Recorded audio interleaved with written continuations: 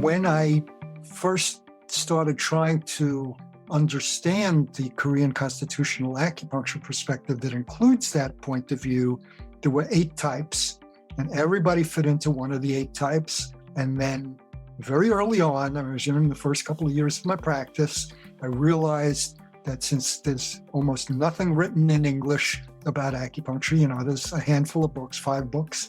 If I want to learn more, I'm going to either have to learn an Oriental language, either Korean or Chinese or Japanese, or I'm going to have to go study with somebody else. And that's how I ended up going to study with Worsley. I'm Michael Max, and this is Geological, the podcast that curates East Asian medicine and methods through the power of conversation. I was out for a walk the other evening and found some neighbors down the way had taken matters into their own hands and did some repair on the sidewalk that ran by their house.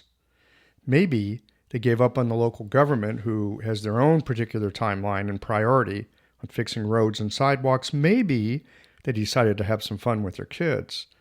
What I do know is that there's a patch of sidewalk on the east side of Taylor Avenue that is filled and fixed with a matrix of something that includes ceramic stars, a few marbles, bits of tile, glass, and other found objects. It's what once was cracked and broken concrete that now looks a bit like a reflection of the Milky Way on a clear night.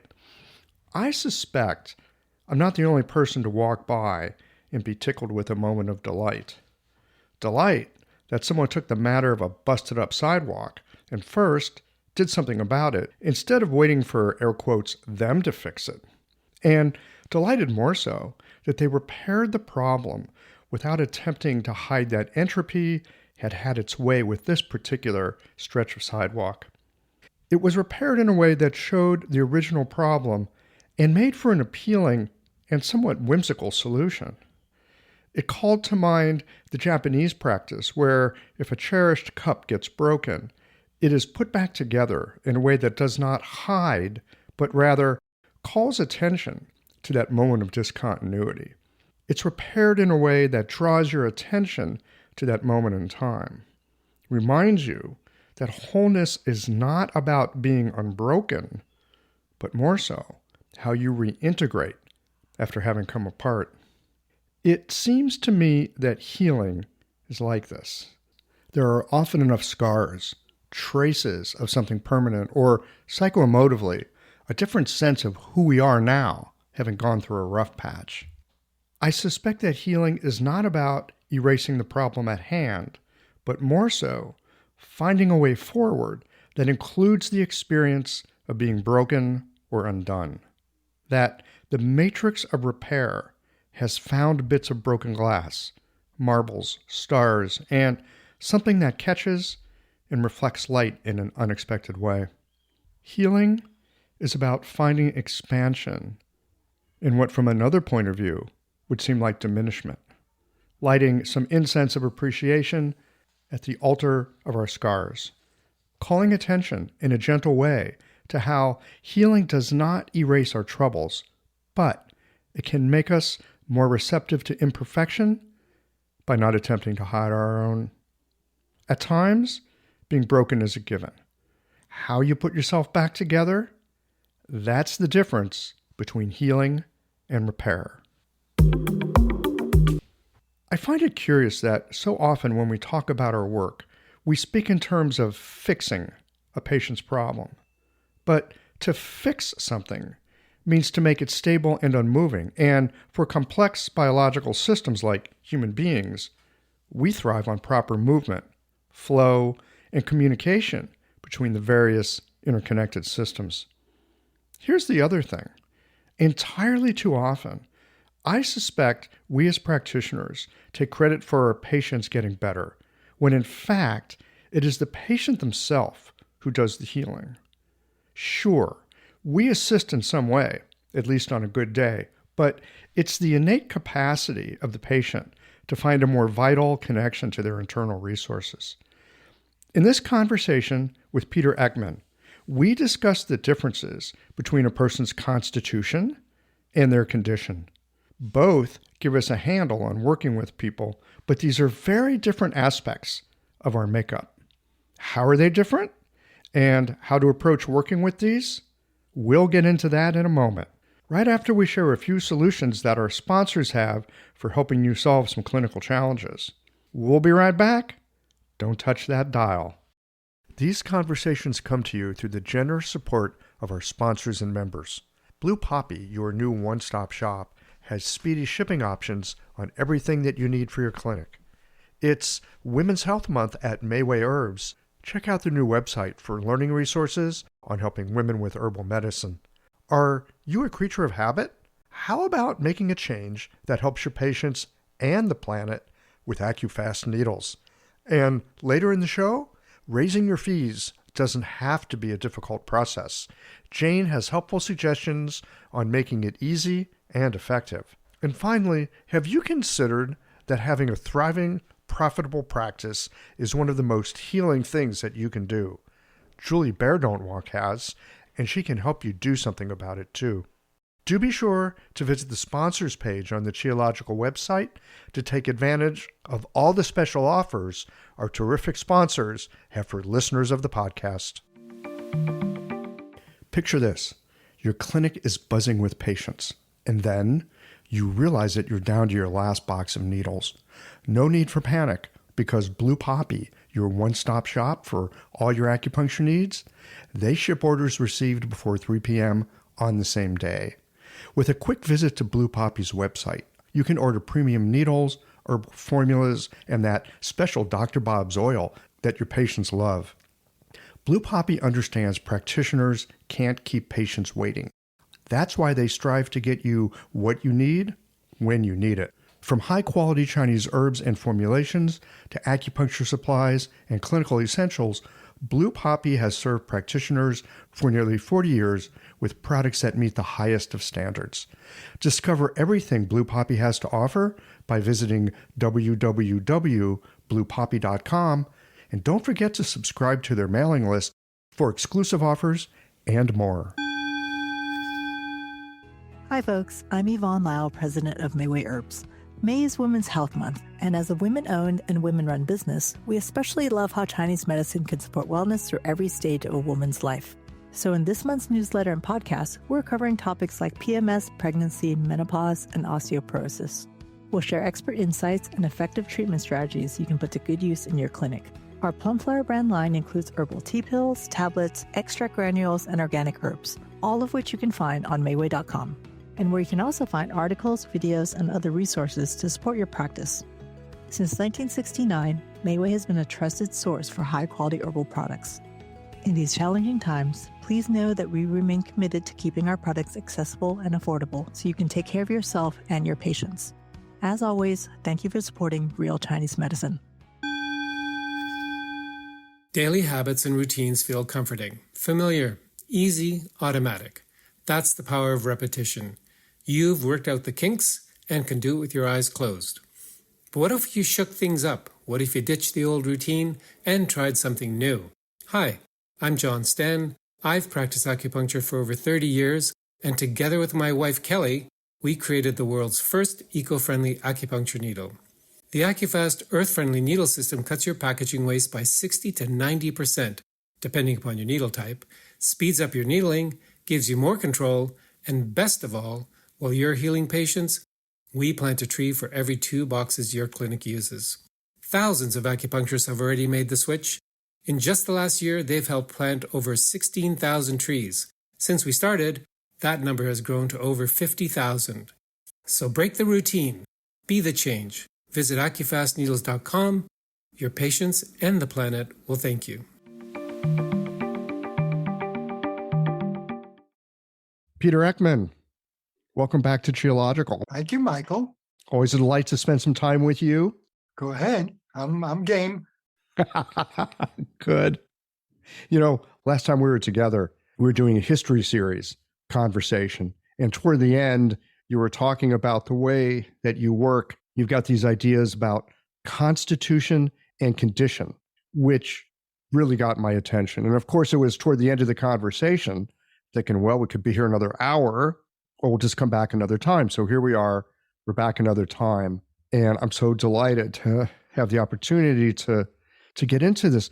The issue of constitution in Chinese medicine, for me, is really interesting. I think in part because when I first started studying acupuncture, it wasn't easy. And, there's all these different ways. You have different ways to make sense of the world. And all of it is in service of trying to understand another human being and how you can help them. And I found that with differential diagnosis, it was really hard. And I wasn't that good at it. And I had this idea in the back of my mind that, I hate to admit it, but it's true. I was looking for shortcuts. Is there a shortcut to make this easier? This idea of constitution came up. And I thought, wow, if I could get a sense of a person's constitution, if that's the main thing that I needed to know about, maybe I could help a lot of people. And I wouldn't have to do, again, it sounds terrible. I wouldn't have to do all this differential diagnosis. Lean on their constitution, let that do the heavy lifting. This is a student who's trying to figure stuff out. But, I didn't study with Worsley or any of his people, but I know that idea of constitution, at least as what I was calling constitution, seemed to be a part of his work with the, causative factor. There's this really set in stone aspect of a person that you need to pay attention to. So again, I'm trying to figure out how to practice. And I keep coming back to this idea. If there is a blueprint for somebody and you can work with that blueprint, maybe it will give you an edge in clinic. Dr. Huang's work with the herbs and kind of archetypes that way, that also really appealed to me. So at this point, I think that we need to do differential diagnosis for sure. That aspect is also important. But this thing of constitution, it's always something that has had my attention. So I'd like to get your take on this, your thoughts about the importance of constitution for one, and where does it come from? For second, is it baked in? Is it a compensation we gain as a way of working with the world when we're younger? Where's this come from? Okay, well, let me jump in. I'm going to just give you my personal take on that. Doesn't mean that everyone would see it the same. Certainly Worsley didn't see it the same as I do, although I learned a lot from him. So let me start out just with, I like your way you framed this as something that can give me an edge in responding to the differential diagnosis. So when we treat people, obviously we treat what's going on with them now. We're not treating what they were born with. We're treating what's, where are they at now in life? And that's what they come to us for. They come and they say, this is what's bugging me. Can you help me? So knowing a person's constitution doesn't really tell you squat about what to do to treat them, unfortunately, because the edge that you're looking for relates to the condition, to what's going on now, and the constitution relates to the root. It's how they got there, but how they got there is meaningless if you don't know where they're at now. So it's not a substitute for, one can't substitute for the other. They're both real things about people that are different from each other. The constitution is one thing and a condition is another thing, or, if you want to call it differential diagnosis. So let me back up. If you remember in that history podcast we did recently, I went through my whole evolution starting in the 70s, early 70s with Korean teachers. And most of them were named Kim, as most Korean people are, in my experience. So we named them Kim 1, Kim 2, Kim 3, etc., so that we could keep track of which teacher taught us what. And if I remember correctly, Kim 2 was Kim Se-han, who did some of the teaching with the original group I studied under, and also taught privately in the Los Angeles area, I believe. And I remember in that initial 2-week session, which was my first experience with acupuncture, Kim Se-han taught us a little bit about 8 constitutions, Korean acupuncture, and even diagnosed me. I remember the diagnosis he gave me, as well as the diagnoses of multiple other acupuncture masters, I'm going to call them, ever since. And they've all been different from each other. It's really interesting. But anyway, that was my initial, in that 2 weeks where I first became somebody in the world of acupuncture, I was already exposed to constitutional acupuncture. So this is back when you were going to work for that. You went in because you were the doctor, then, they would tell you where to put the needles and. Yep. Yeah. Okay. So that's been there from the beginning for you. Been there from the beginning, although it was not emphasized. Only one of the many Kims who had a chance to teach us in those 2 weeks. And he only spent, a couple of hours at most talking about constitutional acupuncture. So I didn't pick up on it at the time that this was the common universal practice of acupuncture, but I knew it was in there and it stayed in the back of my mind. I could add that trying to treat myself based on Kim Se-han's diagnosis of me was not particularly effective. So from the beginning, I realized this is not something that you can just easily take on and expect incredible results. It's like anything else in acupuncture. It's a hypothesis and a proposal, and you try it out, and either it works or it doesn't. And actually, this is one of the things in the Sa'am group that I think has been mentioned, is that with Sa'am acupuncture, there's a little bit more of a chance of getting a significantly bad result if you incorrectly diagnose somebody than with a more typical 8 principles type of acupuncture, where it tends to be a little bit more benign. If you're wrong, it may not help the person, but it usually doesn't send you down the wrong path. And I think that's true, and it's true of this 8 constitutions Korean style too. So that's just a way of background of how I first was exposed to the concept of constitution. So if you remember from the previous podcast, I spent quite a bit of time with various Korean teachers. The main one at the beginning was the teacher that I did an informal preceptorship for more than 10 years with, Che Lu. And he had graduated from Kyunghee University, and one of his teachers at Kyunghee was the inventor of Korean constitutional acupuncture. So he knew it as well as anybody else in the area did. He had studied it in school with the teacher who invented it and passed it on to me as best he could in the way he used it. And he served as my intro for when I did travel to Korea to visit the originator of Korean constitutional acupuncture with Stuart Cutchins. And we both observed at the Kwan Do-won's clinic and had an unparalleled experience, because Kwan was very shy about writing much about his theories and his practice.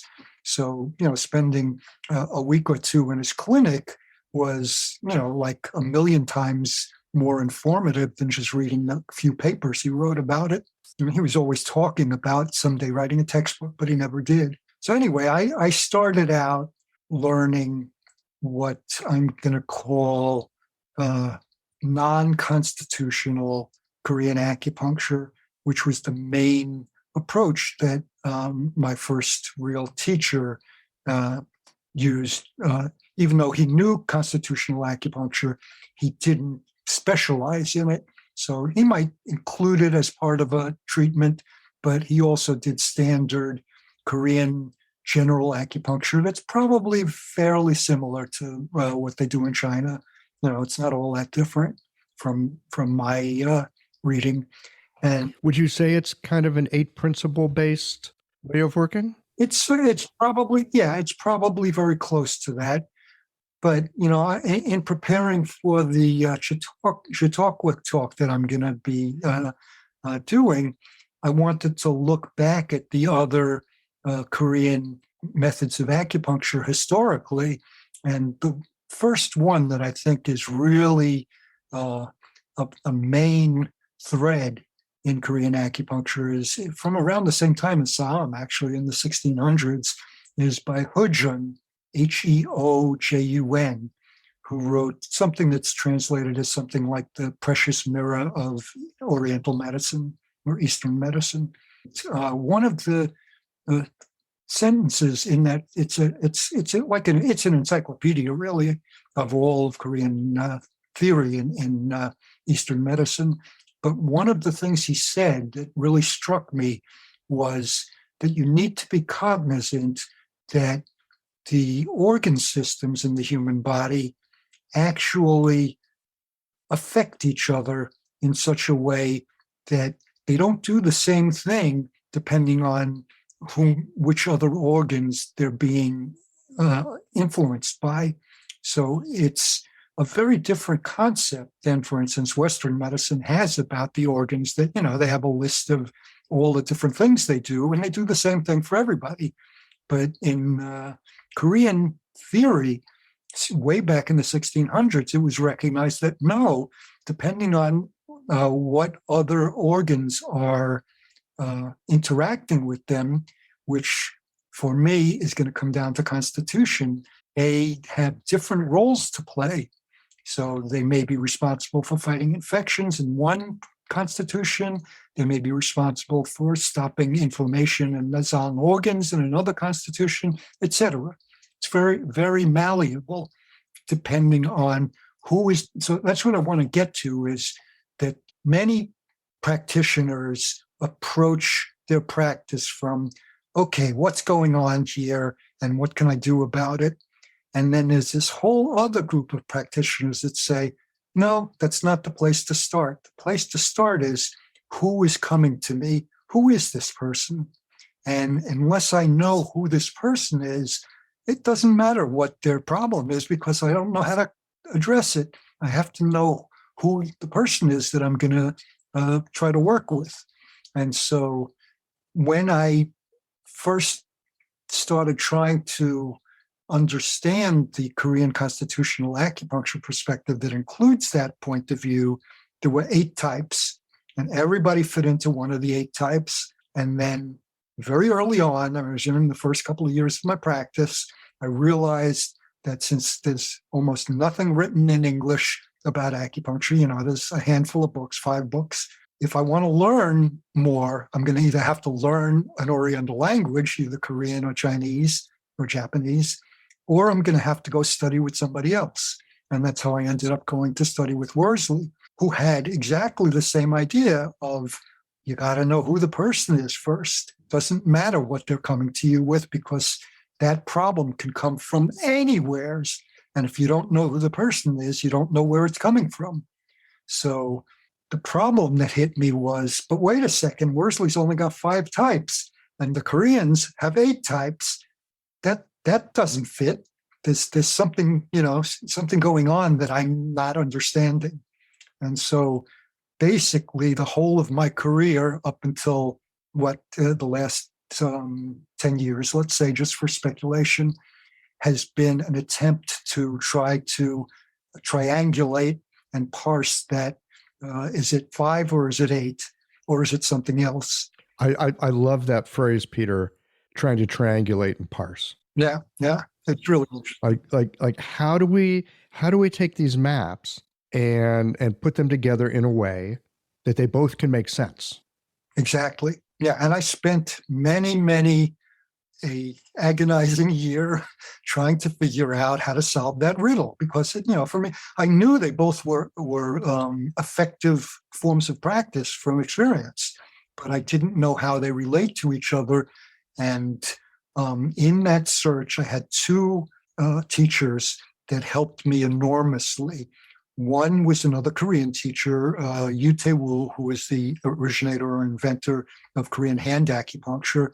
And I was kind of the go-to guy for him. I edited his textbook in English version, and I sponsored all of his classes for a number of years in the States. So I went to every class that he taught, even though I kept repeating the same stuff. I sat through it. And he had a system that's called, let me see if I can remember the name of it.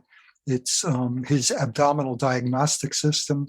It's called Three Constitutions Theory, is the way he wanted to translate it. But it's really three conformations theory. They're not really constitutions because they're about what's going on now, not about what somebody comes into life with.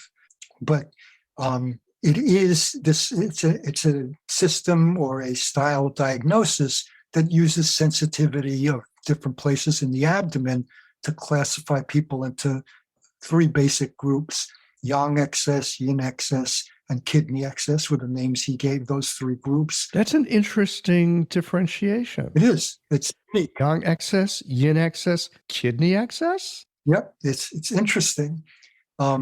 I always love to throw in that, everybody's always talking about how you should never disperse the kidney and there is no such thing as kidney excess. But if you look back in the Neijing, it's in there. There are mentions in several places of kidney excess and protocols for actually treating kidney excess. So what would a kidney excess look like? So according to Yute Wu, the kidney excess abdominal pattern is tenderness or sensitivity at the alarm points for the small intestine and the triple burner. Okay, so CV4 and 5. Is that right? Yeah, remembering it correct. I think that's the points he used, 4 and 5. And not much sensitivity at either spleen 15 or stomach 25 on either side. So it's a midline tenderness in the lower pelvic abdomen. And it's very common. Lots of people have it. And his conviction was that almost all the women with gynecological problems presented with that kind of tender. That's where they were tender. Kidney excess. Kidney excess. And it doesn't mean you necessarily have to treat the kidney. It's just that's the name of the pattern because of all the organs, the kidney, if you try to decide, is it in an excess state or a deficient state, it'll be in the excess state. But there may be other organs that are even more excess, like the stomach could be more excess than the kidney. So anyway, I learned that. So now I have 3 types, 5 types, and 8 types. But at least I have a growing field of ways of parsing things. So it's still pretty crazy and frustrating. You're just making all kinds of trouble for yourself. I'm making trouble for myself. And one day I decided I'm going to make some more trouble. I've heard, I don't remember where it is. I've heard that Tibetan medicine also has theories of constitution and Ayurvedic, not Tibetan, I'm sorry, let me take that back. Yeah, Ayurvedic medicine has theories of constitution and that they also use pulse diagnosis, which has been for many years, been my major approach to diagnosis because I'm colorblind. So with the Worsley system, which uses, and even with the Neijing systems, Neijing prioritizes 2 things, colors and pulses. It's very clear that those are the highest level of anything other than the intuitive, immediate diagnostic thing when you meet somebody and you know right away what's wrong with them. Other than that, it's colors and pulses. And it's stated as such in the Neijing. So since I'm not going to be any good with colors, and I'm not really good with all the other things Worsley taught about diagnosis, I figured, okay, pulses are it for me. Pulses are the thing. And so I spent many years, and when I had this intuitive hit, was what's missing is let me learn Ayurvedic medicine. And I found a teacher of Ayurvedic pulse diagnosis who is a wonderful teacher, Mary Jo Kravata, was teaching in Berkeley, which is in my neck of the woods. And so for over a year, I spent time studying with her.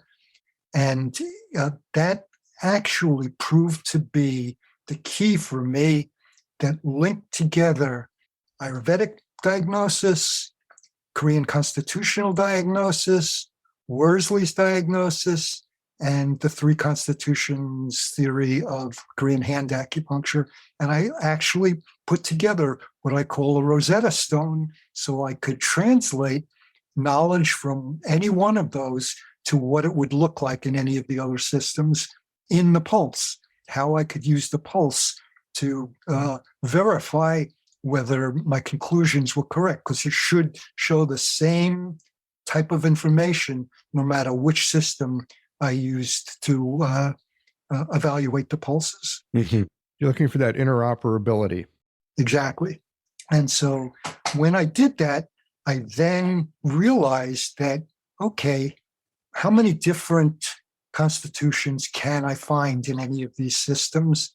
And when I put them all together, I realized that the key was always there. It was there right from the beginning, which is if you go back to the Neijing, in Ling Shu, there's two chapters that can conceivably be thought of as talking about the Constitution.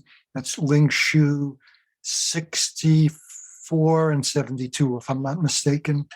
Ling Shu 64 essentially is talking about the five elements, people, the people of each element, what they look like, what their thinking is like, what their behavior is like, etc. Mm-hmm. So this is very Worsley sort of perspective, isn't it? It is and it isn't. It's couched in terms of yin yang. I think they talk. It may even be in the title of the chapter using yin yang terminology. But the actual types, if I remember correctly, that are discussed in the meat of the chapter are the five elements. There are five branches or five subdivisions of each of the five elements. So you come out with 25 different constitutions by that teaching. But if you actually look at what they're about, is the initial parsing it into five groups. And again, if I remember correctly, in the wood, fire, earth, metal, water groups, the fire element talks about, if I remember correctly, just the heart and the small intestine. There's no ministerial fire parts to that, which is one of the reasons that I always like to go back to for why in my approach to constitutional treatment, there's no such thing as a ministerial fire constitution, quite opposite from Worsley, who teaches that that's one of the very common constitutions.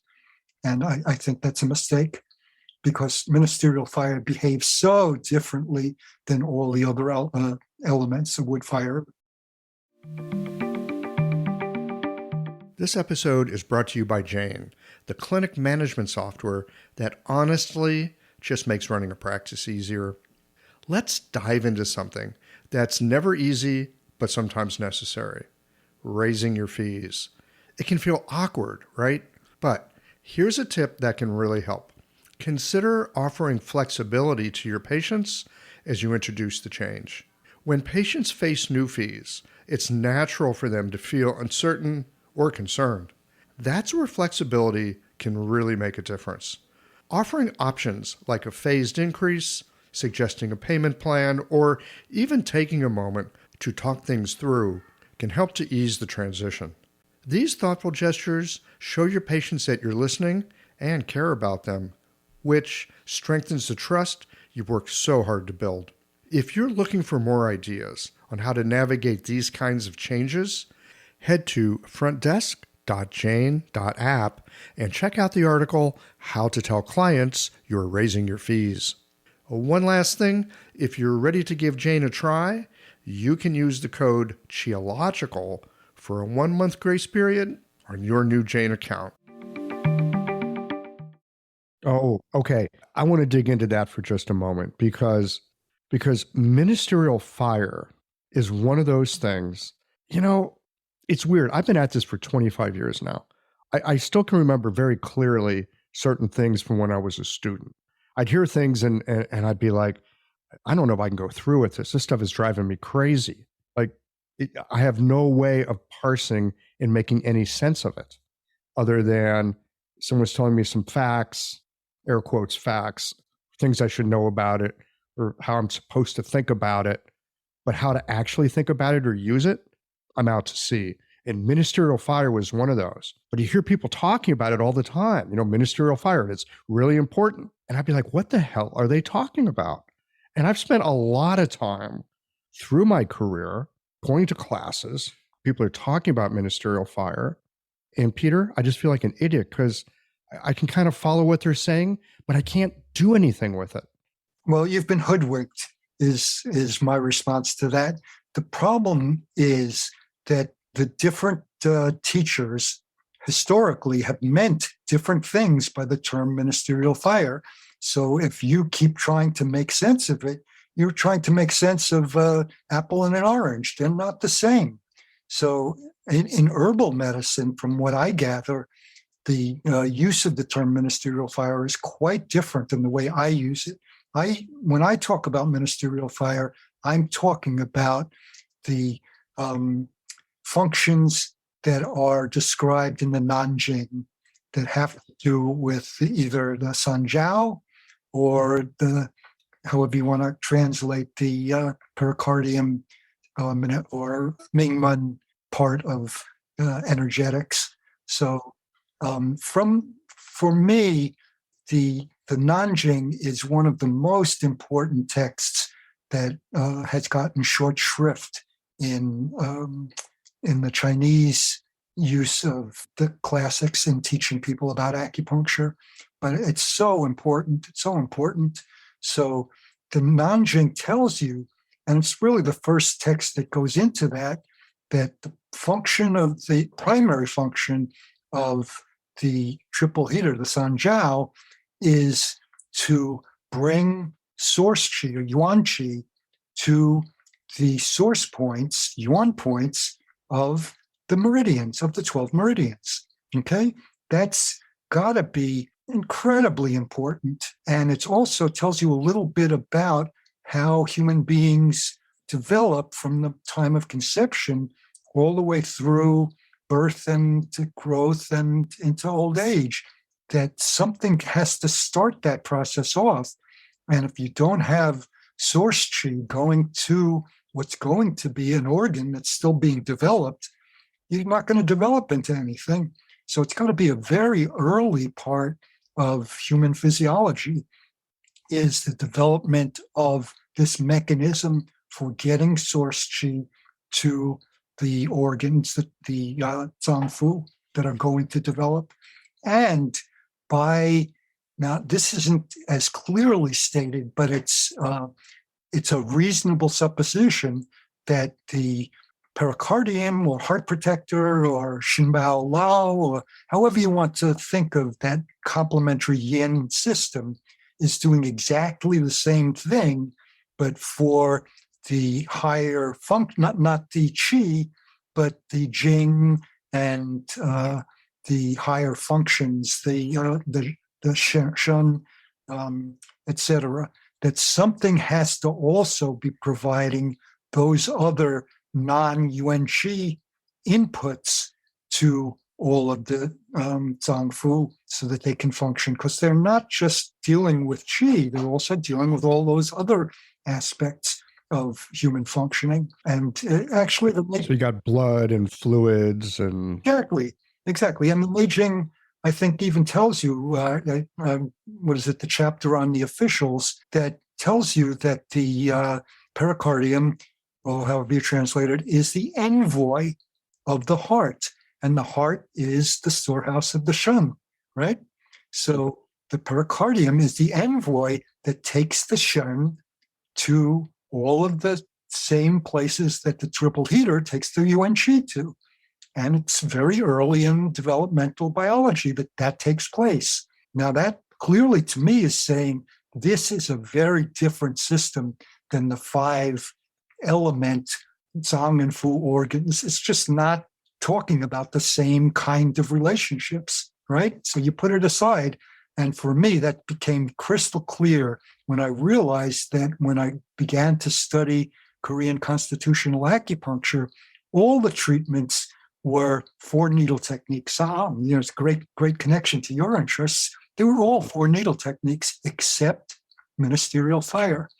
what he called the psycho and neuro problem areas that need treatment, those were all 2-needle combinations. That's the only variation from the 4-needle technique he used was if it was going to be pericardium or triple heater, it's only 2 needles. And it would be 2 needles on the same channel, or would it 2 on the same channel? Exactly. No, that's the same channel. Yep. But the same idea of tonifying or dispersing using the mother or the child plus the horary point. No? No. It's totally, like I say, ministerial fire is it's in another world. It's a different thing. A different thing. Yep. Don't try to make it just like everything else because it's not. Okay. All right. So I'm going to back off from that a little bit.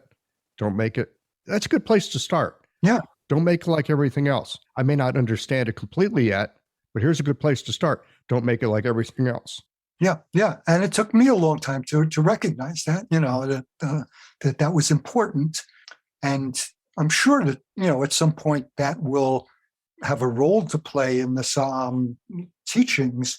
But for now, I put that to the side as a separate thing. So what I was trying to get at is with ministerial fire, taken out of the system of constitutions, we then have a nice grouping of 5 elements. And then if you look at, so that was coming from Ling Shu 64, and Ling Shu 72 is the same goal of what are the people like who you're going to treat, except now it's from a yin-yang perspective rather than a 5-element perspective. And interestingly, there are 5 types. So 5 types? That doesn't make sense. But it turns out that one of the 5 types is when yin and yang are perfectly balanced, and that's called a completely healthy individual, of which there are none. Nobody is that. So it's really a 4-type system. What are the names of the 4 types? Greater yang, lesser yang, greater yin, lesser yin. All right, this is the satsang. Yes. And interestingly, there are no Yang Ming types, and there are no Jui Yin. No Jui Yin. Right. So this is what originally was, I think, clearly what led to the development of Sasang medicine was the recognition of there are just 4 basic types, and greater yin, lesser yin. I actually think of them not as greater and lesser. I think of them as younger and mature, yin and yang, because they actually, in theory, there is an evolution that is normal. It's part of yin-yang theory that you move from young to old, and when you're old, you're at the extreme, so you flip into the opposite thing with the young again. And the young develops, becomes old, and you flip, and you're now in the opposite polarity. So it makes a lot more sense to me. Greater and yet lesser doesn't really do it for me, but that's what everybody says. Yeah, it's interesting I don't know Korean. I know the Chinese a bit, and like Xiao and Tai. Like you could think of it as like great or less, but yeah, you could also think of it as young and old. Yeah, and I actually was told by one of the French teachers from the Joe Helms's medical acupuncture teaching group that I had to help troubleshoot, that in some of the old texts, I don't know where he got it from, Tai Yang was called Lao Yang for old. Lao Yang, okay. Instead of greater. So that apparently was a way that was thought of ever since the I Ching. Yeah. Well, this is one of the really interesting things about Oriental medicine, Oriental philosophy. The languages, they're kind of flexible. Yes, it's a very flexible kind of thing. And it's always context dependent. It's always context dependent, which is maddening at the beginning for sure. Yes, but if you don't take that seriously, that's how you get in trouble. Mm-hmm. Because what it means in one context could be totally different and maybe even opposite from what it means in the other. I mean, again, we learn this all the time. a glass of water, yin or yang?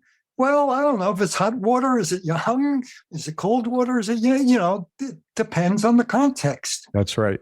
That's right. Which brings us back to something you were talking about in the beginning, that constitution is helpful to consider, not because you can use it as a shortcut, but because you can help to use it, or it can help you as a kind of filter, as a kind of context, as a way of understanding who is this person that's in front of me, who's asking me for some help. Exactly. Yes. So let me jump back for a second to train of thought I was trying to develop, which was, now we have these 2 chapters in the Ling Shu putatively about constitutions. We have the 5 element types and we have the 4 yin yang types, right? So if everybody has one of each of those, you have 5 times 4, or 20 constitutions. It's really easy. It's so intuitive. And it comes all the way back from the Ling Shu, from the origins of Chinese medicine. And it's exactly the same as you'll find from the I Ching, giving you the 4 images, the Sixiang, that the 4-part division is an important step in developing your understanding of how things grow from the Tao and go through the various evolutions.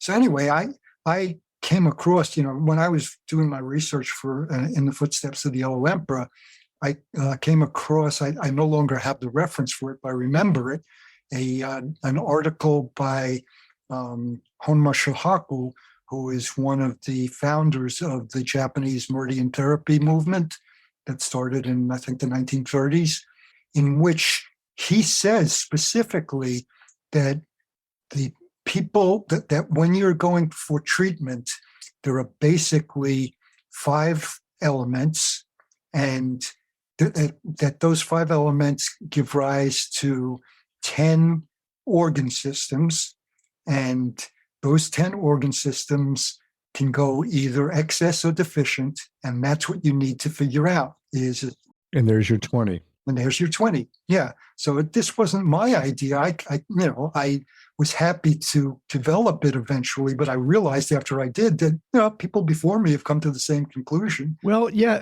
Okay. So this is interesting to me.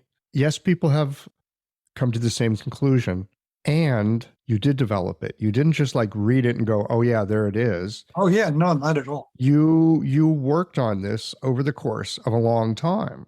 50 years. Yeah. Yeah. So anyway, that's how I got to where I got to with trying to figure out how many constitutions there are, which again doesn't mean that it's the final result. There could be twice that many. Maybe there's another axis that they revolve around. There could be many different axes they revolve around, so you can subdivide it even further. But those 20 are enough to orient a person for how to approach treatment.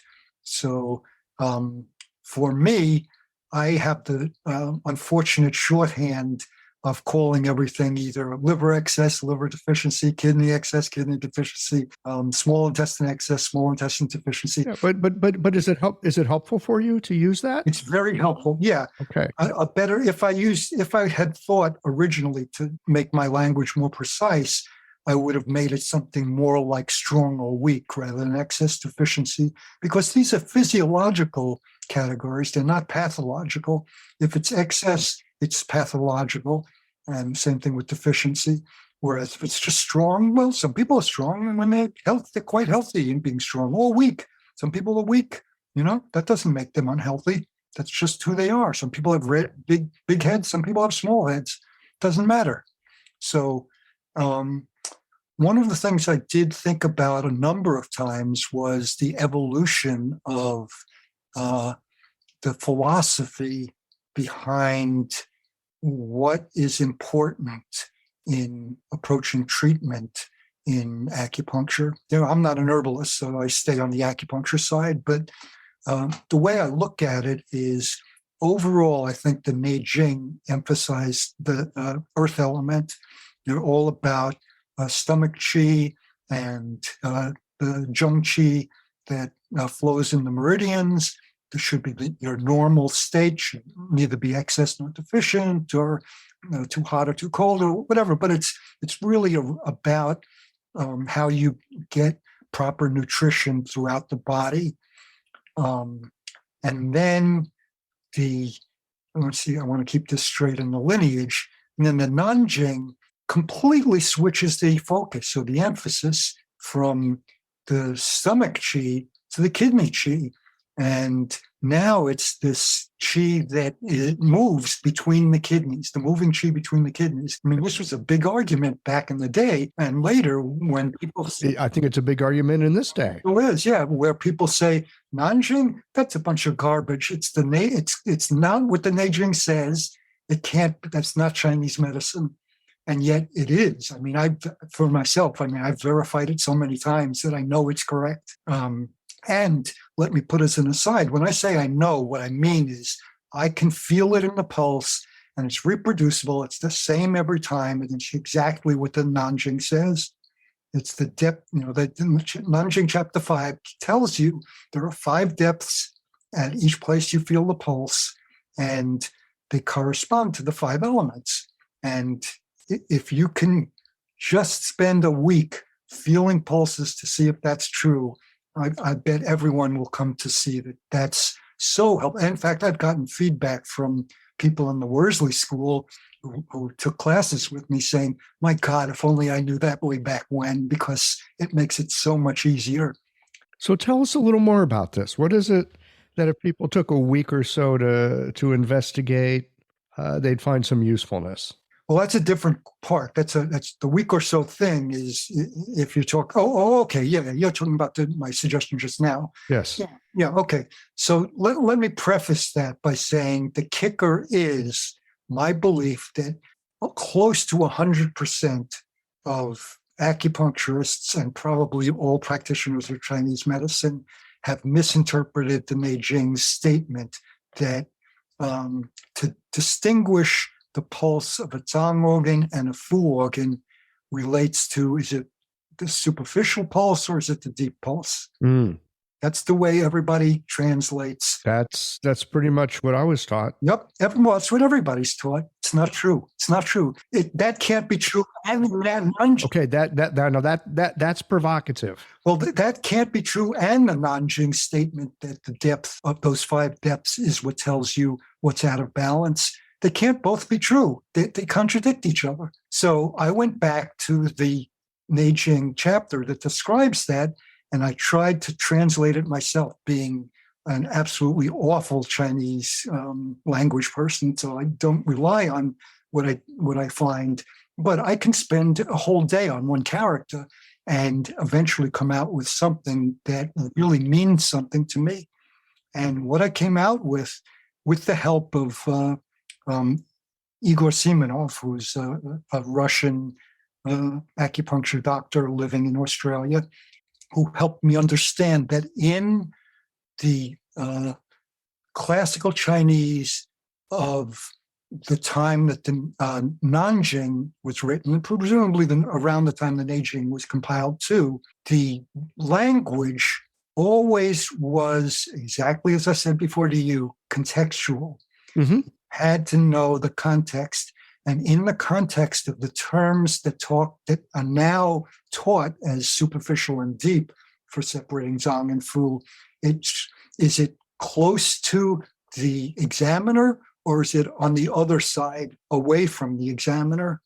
That's what those terms meant. It's always with respect to the examiner.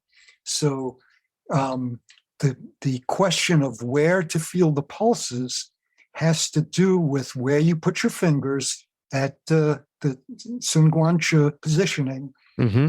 Got them right up against the scaphoid bone. You're furthest away from, in the Sun Guanchi choices, you're furthest away from the trunk of the body. That's distal. That's yang. Yang is distal. If you move them so that your index and middle finger are on either side of the styloid process, you're maybe a half of a finger width you've moved. Now you're closer to the trunk of the body. That's the yin direction. That's where you feel the Zang pulses. And if you just learn that, that will make things immensely easier for you. Those are the two things. Okay, wait a minute. Let me make sure I got this. What we call the Tsun pulse, most distal, that's the yang pulses. No. Yeah.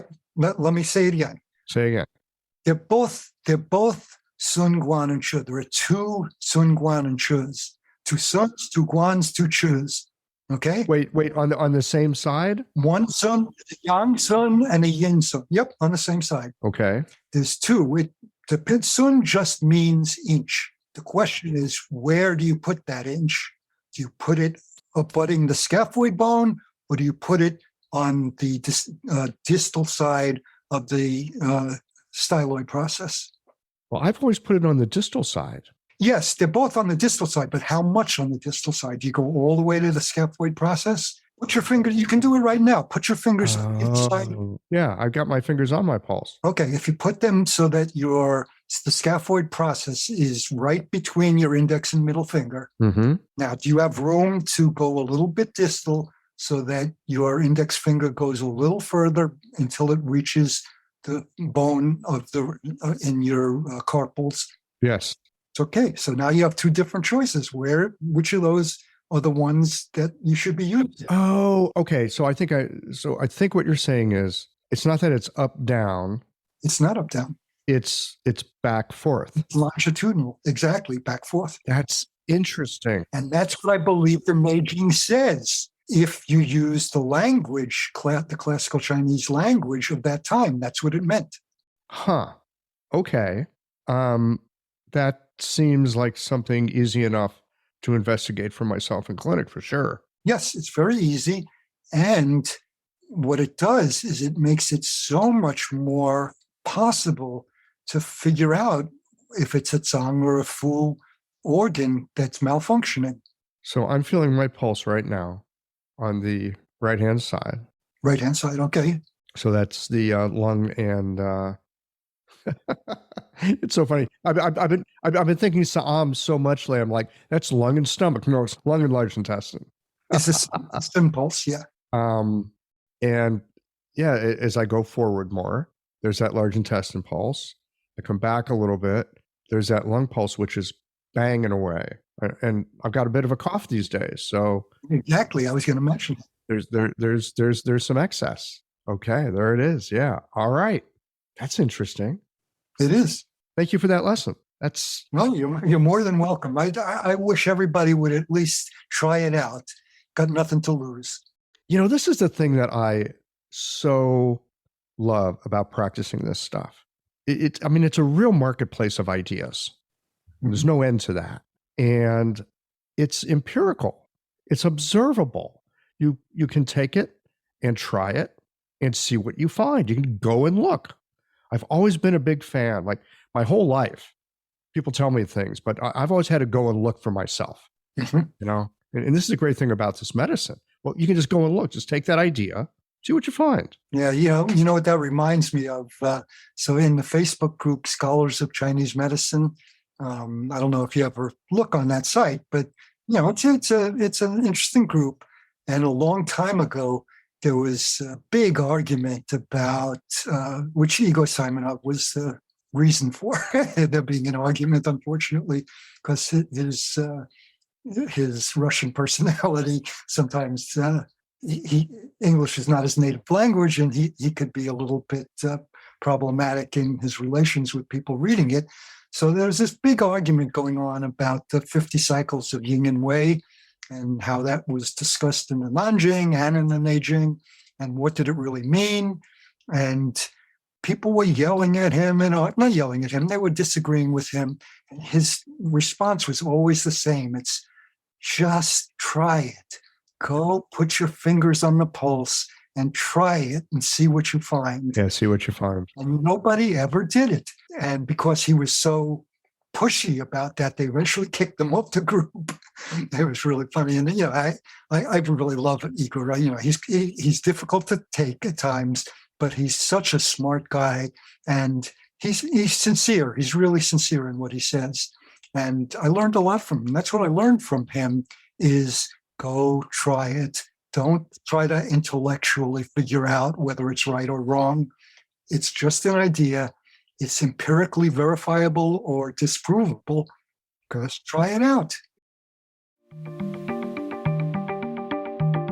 Having a thriving, profitable practice is one of the most healing things you can do as a healthcare practitioner. Because a robust business is the ultimate expression of vital chi. And that's the heart of our medicine. I'm Julie Bairdontlock, and I help practitioners grow nourishing, profitable, authentic businesses that embody the generative cycle of Chinese medicine. This isn't about all yang all the time. It's about expanding your own internal capacity, growing collaborative relationships with your patients for ethical patient retention, and marketing as an extension of this medicine, not a necessary evil. You already know that everything is connected in your patients' lives and bodies. The same is true for your business. When we align your systems, your schedule, your pricing, and your offerings with you, we create flow, which means more spaciousness, more impact, and more joy. When you are in the flow, fully resourced in terms of chi, time, and money, your business becomes a source of healing, not just for your patients, but for you. Let's grow something rooted, radiant, and real. Visit lifeflowconsulting.com to learn more. If you have the sensitivity and the perceptual capabilities. Yes. And if you don't, you might. Then if you don't, you need something different. Either that or you might be able to learn it. I mean, Yeah. It's like for me, it didn't come immediately. No, of course not. It came with time. I find all the palpatory skills, they come with time, attention, practice. Yeah, but these two are easy compared to the others. Yeah, I just felt it. The two easiest ones. Yeah. The next one that also almost never gets talked about in Chinese medicine these days by anyone, as far as I can tell. There's a couple of people that use the words, but I don't think they understand what it means, is the qualities in the pulse, Zhao and Jing, that are the qualities that the Neijing talks about in terms of the neck-wrist comparison of pulse. Oh, the Tsunko. Yep. Yeah. Yeah. The Renying Tsungo comparison. So those, the Neijing says right from the beginning, one of the very early chapters in Su Wen actually says that the Zhao pulse means there's a problem in the arm branches of the 6 great meridians. The Jing quality means there's a problem in the leg branch of the same 6 great meridians. There's an enormous lesson right there. So easy. But nobody knows what Zhao and Jing feel like because it's never described. I remember being exposed to it in acupuncture school. One of the teachers there, and someone that I used to get treatments from anyway, came from the, there's not a lot of people from this, but he came from the Kodadama school. He'd studied with Nakazono. Yeah. And this dude could take pulses. And he would do the wrist and the throat pulse. And man, he could really dial some stuff in. Yeah. And I remember studying it with him, but I kind of let it go. Yeah. Well, it's a complicated system. And there's 2 parts to it. One is comparing the size of the pulses in the wrist and yes. And the other is the qualities. Those 2 qualities. He was teaching us to pay attention to the sizes. Yeah, that's what almost everybody gets involved with. Which is easy enough, right? It's a good place to start. It's a good place to start, but it's not, I wouldn't call it easy. Yeah. Quality is easier? I think quality is easier. Yeah. Oh, tell me more about that. Okay. So this is another of my proposals. Not everybody agrees with it, but I think Zhao actually a good English translation of Zhao is turbulent. Okay. Sometimes people translate it as rough. Some people, there are lots of different, but turbulent is a pretty good term for it. Now, Peter, that totally fits for me because sometimes I'll feel pulses and I'll try to put one of the classic names on it. They don't fit. I sometimes make up my own names, and turbulence is one of them. Okay. The other one that's also common and actually would have been in Nakazono's teachings would be rapid. Some people translate Zhao as rapid. and especially the Japanese meridian therapy school that the late master, I forget his name, it's in my books, he taught it as anything that's really over, I forget whether he said 80 or 90 beats per minute means it's Sao. Anything less than 80 is a Jing pulse quality. Not true. That's a bunch of garbage. He was the master of all of Japanese Renyin Zungu practitioners, but I'm quite sure he had it wrong. That didn't pan out for you. Not only didn't it pan out, it's just doesn't understand why the Neijing put it in there. What are they talking about? So what they're talking about, and it actually is just mimicking nature. It's all about nature. Is if you look at the shape of the pulse as you press vertically down, the pulse is either going to get wider as you go down, or it's going to get narrower and then get wider again as you get towards the bottom.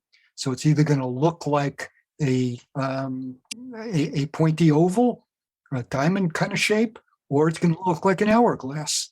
It's one or the other. Oh.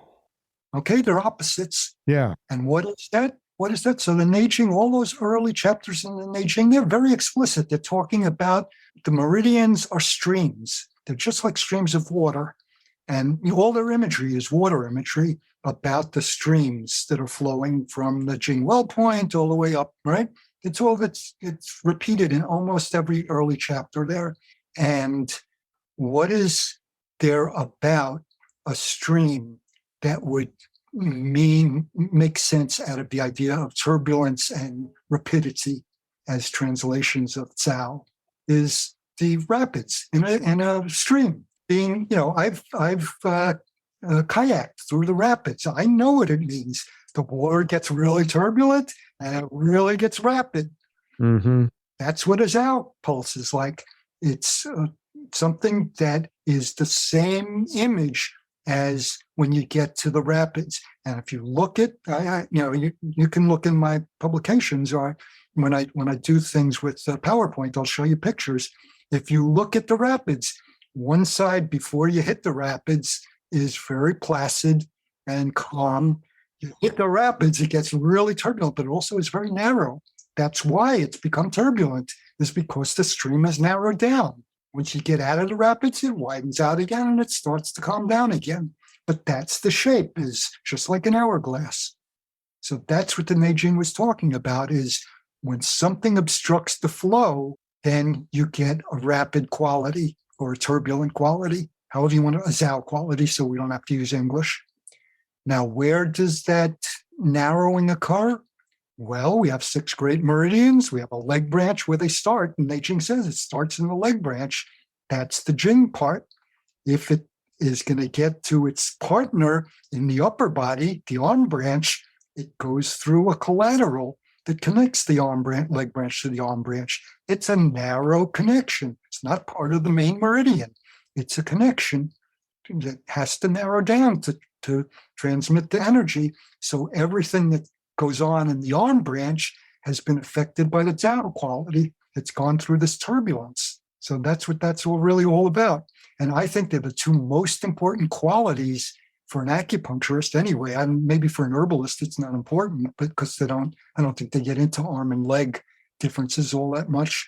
But for an acupuncturist, it's essential. And those are the two major qualities that will transform anyone's practice, because all those other qualities of, is it slippery and wiry and what's the bamboo scraping, however you want to translate that one into English, those are much harder to get 2 people to agree on what they felt. Everybody, they've done studies on this actually of inter-rater reliability and even intra-rater reliability on pulse qualities, and it's terrible.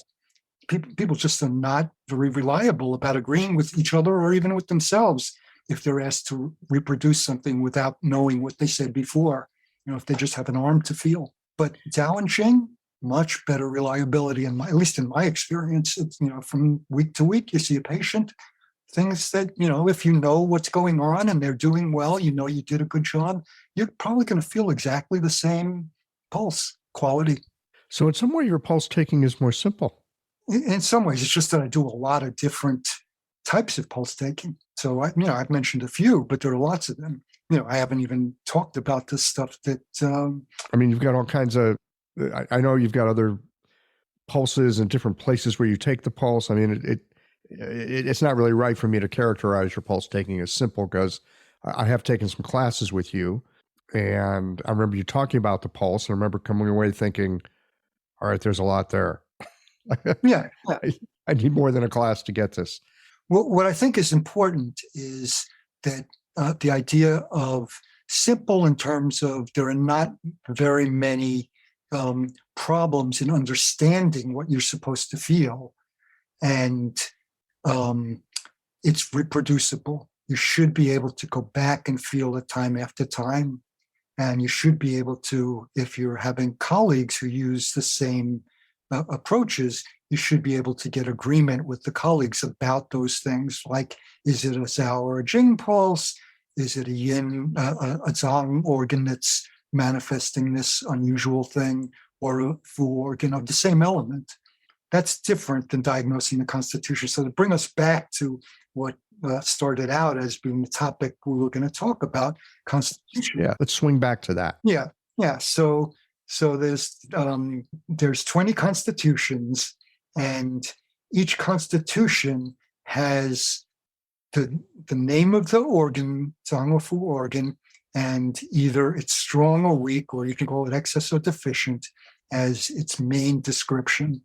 And so from that, I look at it as the emperor of that person's organization. It's the main organ system that is responsible for keeping the state, the human state, in balance. If something's starting to go wrong, that's the place that is tasked with fixing it. So you have to know where it's gone wrong, because in the treatment, you're going to want to incorporate that, but you want to do it with respect to the emperor of that person's organization, which is its constitution. I really appreciate the phrasing that you're using here. We often hear, heart is the emperor. Peter, sometimes I listen to us talk about medicine. Look, most people these days decolonize this, decolonize that, take down the monarch. We're talking about a hierarchy, a medieval hierarchy, as like the core of our medicine in a time when most of us would find that we wouldn't want to live under that system, right? We want nothing to do with those kinds of systems. Yet here we are talking about it. So that's just a little bugaboo I have at this moment with language. But that being said, thinking about that there is a particular organ system that, for whatever reason, we are organized around, and that is our pivot. We could call it the emperor. You could call it your North Star. You could call it your superpower. Call it whatever you want. We could make up a new name. Emperor works for me. Good enough. Just because even though I don't think about the world in terms of that kind of hierarchy, we often talk about that in our medicine. But the idea, not the heart necessarily. It's only the heart if they're a fire constitution. If they're a fire constitution. But the idea that there is an organ system, again, I'm going to use the word North Star. Yeah. That really fits for me. Good.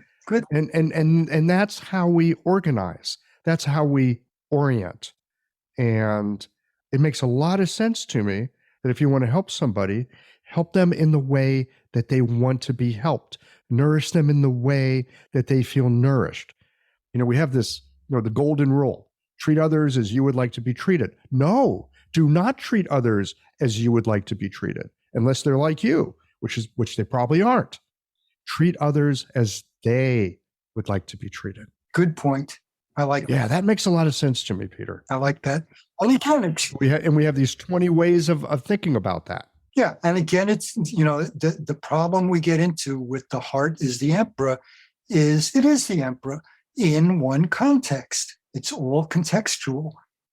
It's not that they're wrong to say the heart is the emperor. In the right context, it is. But in another context, it could be the kidney that's the emperor, or any other, or the bladder, or it could be any of the zangfu, but it's not any of the ministerial fire functions, which are not organs, they're functions. They're a different thing. They're a different thing. Yep. Okay, so we got the Constitution. Okay, got it. Yeah. That is real important for me when I work with my patients for figuring out almost everything, including, do they have an extraordinary meridian problem? Is it an extraordinary meridian issue that they need treatment of? Well, unless I know what their constitution is, I'm going to be buggered if I'm going to easily figure out which of the 8 extraordinary meridians to treat. I can do it, but I'll get there 50 times quicker if I know their constitution. Okay.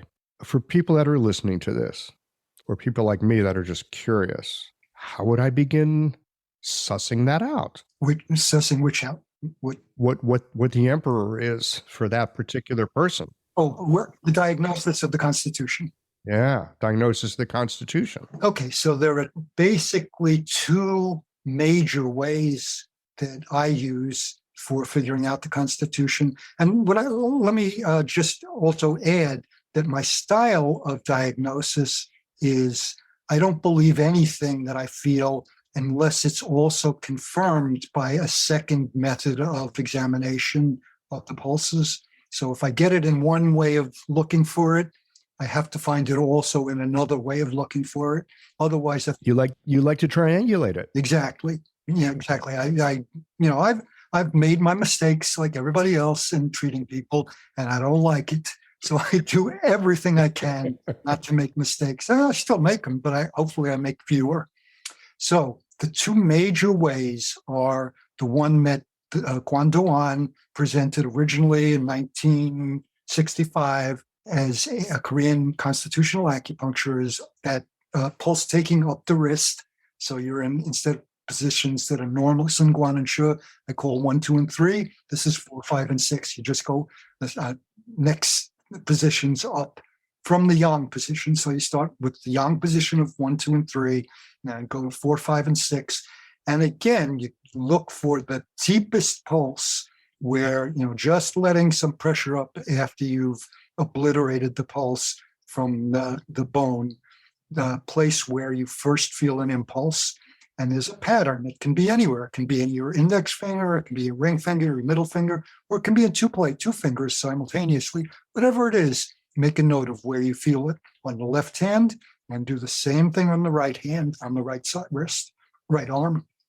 And look at Guan's chart, and there are pictures of 8 possibilities, and it'll always be one of those 8. And that's why he came up with, he was right about there only being 8 constitutions. He just called it 8 constitutions when he should have called it 8 families of constitutions, because all of the members of the family have that same pulse in that up the wrist examination. That's one way. So you have to learn that. It's not easy. Stuart and I spent years trying to do it, and still very hard for both of us. But it's one piece of information. An easier place that helps is from the Mai Jing. So most people don't ever bother with the Mai Jing, which is, it's not one of the big 3. It's not the Suen, it's not the Ling Shu, it's not the Nanjing, it's the Mai Jing. Great book, because in book 10 of the Mai Jing, they introduced the concept of, if you put your fingers on Sun Guan and Shu, they're not all going to be in line with each other. One of them is going to stick out either radially or ulnarly. It's just the way it is. It's the way we're built. Unless you happen to have an extra meridian imbalance, in which case there are different ways of getting around that. But that's a small minority of cases. For 95% of the time, you can either have your index finger deviating left or right, ulnar or radial. You're going to have your middle finger left or right of those places, or ring finger. And it's the same on your left side, same on your right side. So doesn't matter which side you look at. That the Mai Jing tells you is, if it's radial on the Sun position, it's Taiyang. If it's ulnar, it's Jue Yin. And actually this works out It's very interesting. And you're probably familiar with the name of Dr. Yu Li Hong, who was, Yes. he's got a couple of books out, but He's got a couple books out. He wrote one in Chinese early in the century when I was still living in China, Sikao Zhongyi, which now is, I forget the title of it in English, but it's in English now. right. Yeah. So, yes, and in that book, I believe, he actually goes through an explanation of the open-closed pivot theories. And what he says is, it's like they're doorways, okay? So if the pulse is deviating at certain radially, that's Taiyang. It's a yang situation. The yang door has to open. Taiyang is the opening of yang. That's, throughout the text, whether it's the herbal text or the acupuncture text, Taiyang opens yang. You're going to open yang, you have to close yin, okay? What closes yin? Shui yin. That's why the other side of the sun pulse that's deviated is Shui yin, not, some other yin. Same thing with the middle finger. If the middle finger deviates radially, that's Yang Ming. Yang Ming is what? Yang Ming closes. Yang Ming closes the exterior. So you need something that opens the interior. What opens the interior? Taiyin. Taiyin. Doesn't it? Yeah. Yeah. So if it deviates, if it's deviating medially, it's indicating Taiyin, because those work together as a pair. One has to open, the other has to close if the other one opens. If it goes the other way, you just reverse which one opens and which one closes. And the same with Shao Yin and Shao Yang on the little finger. The pivots. The pivots. Yeah. Okay. So it all works out exactly the way the Mai Jing indicates, with a little bit of exception. I had to cherry pick a little bit of places where the Mai Jing didn't commit itself or had some kind of middle position. It didn't completely. It's 90% the way the Mai Jing says. I had to fiddle with the 10% to make it a complete system, but quite reliable. And so you do your constitutional diagnosis from the pulses this way. Yes, exactly. That's a constitutional thing. It's present whenever you examine that person. That's what you're going to find, unless they have an extraordinary meridian issue going on, then it changes. Because extraordinary meridians, again, in my understanding, are something that develops even before the regular meridians develop. It's a very early development in human organization from the embryonic stage, that first we have to learn where is our top, where is our bottom, where is our front, where is our back, where's our innards, where's our surface, where's our left, where's our right. Those are the 8. And that's what the extraordinary meridians are telling the developing organism. This is where you should begin to grow a kidney. This is where you should begin to grow a liver, etc. All of them. They need that information beforehand. Otherwise, it's chaos. Yeah. So they're very spatial that way. They're very spatial, extremely spatial. And because of that being very spatial, they will alter what you feel at some Guanyin if they're not doing their job. They should be doing their job normally throughout life. It's not the most common thing for extraordinary meridians to be out of correct functioning, but it's not rare. It's just not the most common thing. And so if they're not present, if they're not showing that there's a malfunction, then you can use what I just told you for getting a beginning idea of what the Constitution is. It's going to be one of the 6 great meridians. Peter, do you have other sorts of things that go along with describing, let's say, a large intestine excess constitution? Yeah. So, as I said, the idea behind this whole way of approaching things started with Quan Duan, and he had a whole bunch of things that go along with that, including temperament, people's physical morphology, dietary recommendations for what was poisonous to them and what was supportive of them nutritionally, what types of behaviors they should use, like, is it good for them to go hiking in the mountains or to sit in a sauna, etc.? All kinds of things, but only for 8 specific constitutions, and there are 20. And so he was missing some of them, 12 of them, and they are in the same family as what he originally proposed. So there might be similarities. I'm still working on trying to figure out how to deal with those other 12 and even how to deal with the original 8, because I'm not sure he was right about it. He might have gotten the family right, but not the individual member of the family. So it's a little... So when you say got the family right, what are you referring to? Yeah. So, how's the like, help me understand family and member. Yeah. So there are 5 families, right? No, there are 4 families: Taiyang, Shaoyang, Taiyin, Shaoyin. That's it. Okay. Those are the families. And each of those families... Younger yin, older yin, younger yang, older yang. And each of those 4 have 5 members for each of the 5 elements. There's a wood Taiyin and a fire Taiyin and an earth and a metal and a water. Okay? Got it. So when I'm doing the diagnosis, I want to get both of those aspects correct. What is the element and what is the family that it's a member of? It would yin yang. Right? So it's a yin yang diagnosis and a 5-element diagnosis at the constitutional level, which is totally different than what's going on now. Yes, the conditional. Exactly. Conditional, which I was hoping we would talk about today, but... Well, we can spend a minute, just take a minute. Oh, it only takes a minute? Look, I thought it was going to take 10 minutes to talk about Constitution. Well, all I have to say is that we briefly touched on it in the last geological, which is that the goal of treatment is to bring the conditional arrangement back to the constitutional arrangement. So once you've gotten the constitution down, then you can just look for the condition and you know what you need to do about it. You need to encourage it to go back to the constitutional form. It's easy. You make it sound easy. You've been doing it for 50 years. Well, the principle is easy, not the actual doing of it. The doing of it is very hard. Being a good acupuncturist is not easy. No, it's not. It's not. There are way more bad acupuncturists than there are good ones, is my opinion. I don't want to name names, and I wouldn't. Well, it takes a long time to learn this stuff.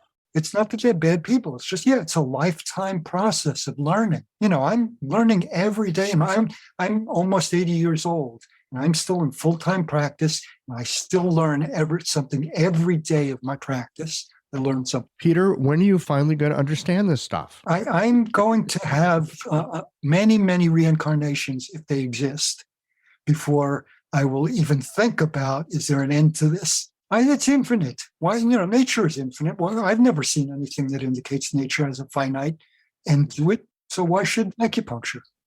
It's infinite. For me, this is both the joy of doing this work, because it's just endlessly fascinating. And it's the frustrating thing of, oh my God, am I ever going to get to a point where I feel like I really have a handle on it? And when I look back at it, I've had different handles at different times. And some of those I've let go because, that just didn't pan out, or it just didn't hold my interest. Maybe it was a great handle, but for me at that moment, no. Yeah. So very much an iterative and evolutionary process. Yes. To do this work. Now. Yeah. And what makes it boring, and I don't want to do this anymore, is when you get stuck with a set idea of what you're supposed to decide, what are the rules and possibilities of treatment, and you're not looking any further. You're not trying to advance your understanding or knowledge. You're just saying, okay, I know all the rules. I'm just going to do this, and that's going to get me where I need to go. It doesn't work that way. No, well, look, it'll take it. If you're feeling stuck, you need something new. It'll take you to a certain place. Yeah. And maybe you're happy with it. Maybe you're not. I've heard Dan Bensky say more than once, if you're bored by doing acupuncture, you're not doing it right. Yes, I agree 100%. Yeah, me too. Now, before we do one more trick, I just want again, because I'm kind of slow, I just want to reiterate this, kind of, pack it into my understanding, or just make sure maybe I should better said, make sure I'm tracking correctly. There's the emperor of how we are. There's the North Star of how we are. You can determine that from the pulse. That's a big way you do it. There's other work that this Korean guy, whose name I'm not remembering, but you said it at least 10 times today, who's done the constitutional acupuncture with the eight different families, the satsang, basically, that we want to bring people, we want to know what that is, and we want to bring people back to it, because that's your home. That's where you work. In a sense, I'm back to what first took me to thinking about constitution many years ago. Man, if I could just figure out what someone needs in the way that they need it, and deliver it to them, that could be helpful. Yeah, very much so. Yeah. So yeah, it's originally you're just taking people back to their original nature. That's who they are. And that's when they don't feel sick. They feel well. They feel like themselves. This is neat. Yeah, they feel, and people tell you that all the time. I hear it. Yes. After a given treatment, if you're really good, occasionally people will say in those exact words, God, I feel like myself again. Exactly. Mm-hmm. Yes. And we all experience that. Wish we could do it more often. Yeah. Well, it's something to aim at. Yeah. Right. It's a North Star. It's a compass point. Something to work towards. So the $1 million question: how do we do that? How do you bring someone back to who they are? Okay, so let me just do a real quick thing, because for people listening, and for you yourself, the pulse methods that I described of how you diagnose a person's constitution are not easy. It takes a lot of time and experience to get good at it. There's a shortcut that often is very helpful. It's not infallible, but it's a shortcut and it's easy. And that is, there's a kinesiology test you can do with 4 foods. There's banana, there's carrot, there's cucumber, and there's potato. So if you get a good organic foods of those 4 things, and you do kinesiology testing, I use the Omura's bidigital O-ring test as my kinesiology test, but you can use any kinesiology test. Just have them hold one of those 4 foods. First, get a baseline when they're not holding anything, then hold one of the 4 foods and do it with each of the 4, one after the other. The one that makes them strongest tells you their constitution. Sometimes it'll be a little hard to figure out which is the strongest.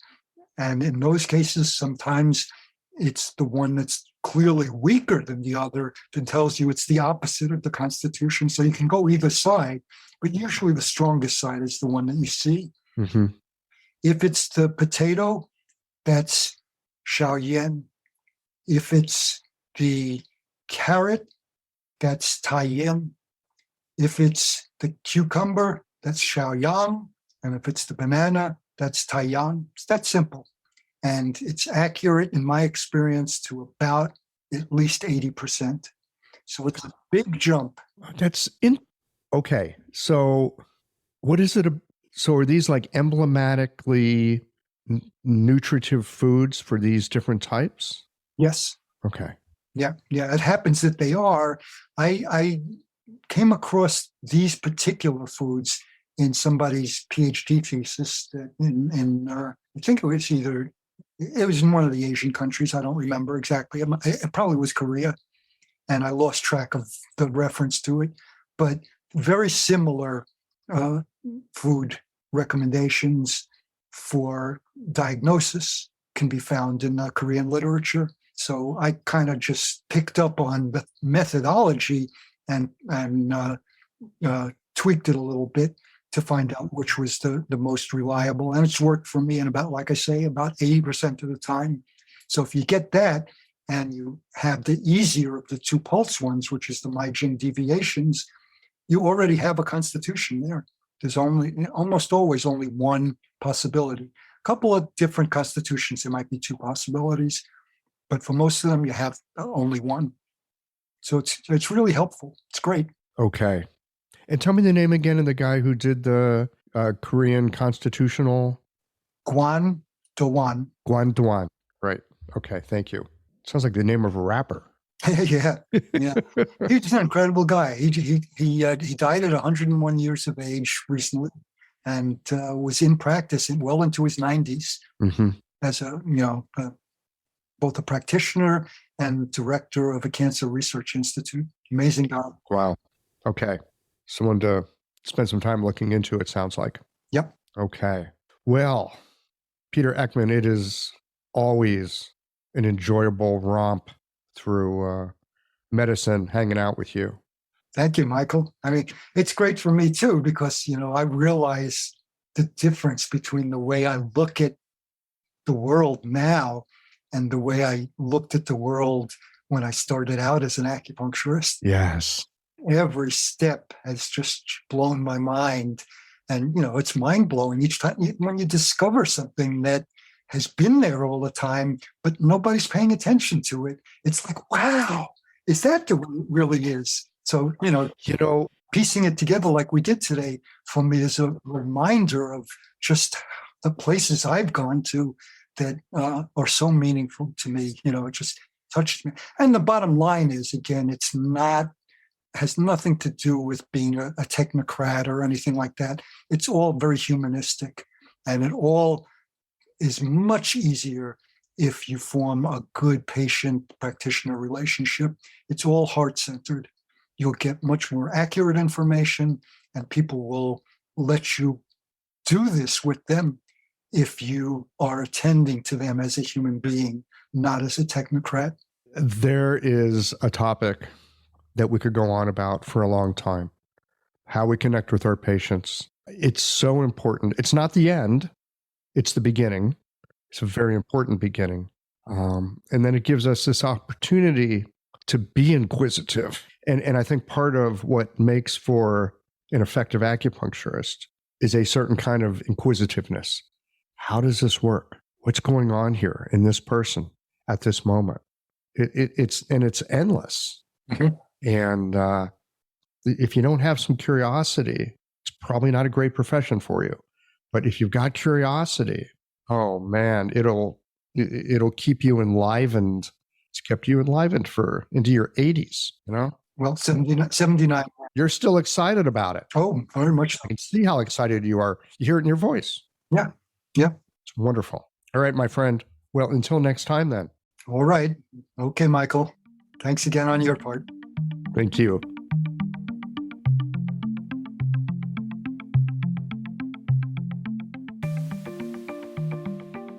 I always enjoy my conversations with Peter. He's been at this acupuncture thing for a long time now, and he's drawn from multiple influences without a blind loyalty to method, lineage, or teacher. I appreciate how he continually inhabits the edge of inquiry, and that his practice today is still an ongoing investigation. As I mentioned in this conversation, and others as well, I've at times leaned on working out the details and influence of constitution, as I thought it might give me a leg up in treating people without having to nail down the ever-changing landscape of a differential diagnosis. Let's face it, diagnosis is difficult. It's rarely one thing. More often, it's an entangled complex of multiple influences. I understand the appeal of simplifying with the ideas I've heard from practitioners who say things like, I just treat the pulse, or the symptoms, not as important as the spirit, just treat the spirit. But I'm that more mundane practitioner that needs to feel the channels, and beyond that, I'm curious about how a patient's symptoms help to reveal larger patterns and potentials. This conversation with Peter, it's helping me to recognize that our constitution is neither a state of perfection nor an ongoing compromise we adopted early in life. Instead, if I'm understanding him correctly, it's the particular orbit that we circle. It's the unique tapestry of how we are when we are congruently who we are. It's something worth respecting in our patients. I remember a teacher warning us when I was a student. He said, be very careful when you diagnose somebody as Shen disturbed. Look carefully to be sure it's not just that you don't like them. Learning to respect another's constitution, especially when it's quite different from our own, I suspect that's worth spending some time on. Well, here we are at the end of this episode. If you've listened up to this point, you're either a rabid fan of Qiological or the forward button on your podcast player stopped working. If you are indeed a fan of the podcast, you can help us to bring new episodes to our community of practitioners by supporting us with a membership or a one-time contribution. Details, of course, are on the website. That's it for today, friends. Join us again next Tuesday for another thoughtful episode of Qiological.